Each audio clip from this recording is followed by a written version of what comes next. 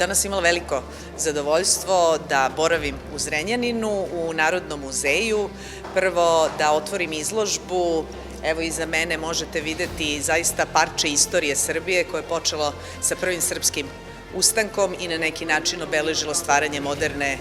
nove Srbije kao države, kao slobodne i nezavisne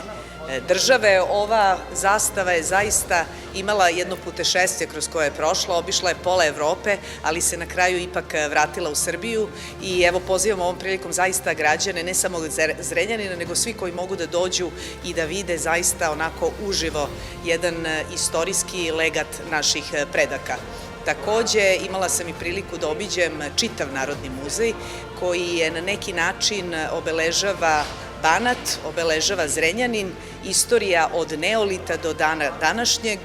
obeležava jedno bogatstvo u prisustvu različitih naroda, različitih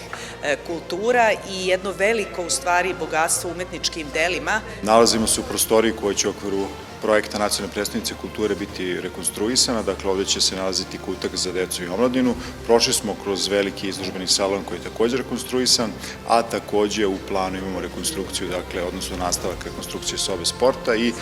pravljanje projektno-tehničke dokumentacije za potkrove koji će takođe biti dodatan izložbeni prostor. Ovo je prilika dakle da na Dan državnosti pošaljemo jednu snažnu simboličnu poruku, obzirom da je ova zastava, odnosno ovaj eksponat koji je ovde prikazan, ima veliku simboličnu vrednost, veoma je značajna za našu državu, ali ono što je takođe jako značajno i što želim ovom prilikom da čestitam našim građanima, sugrađanima u našem gradu, ali svim državljanima Srbije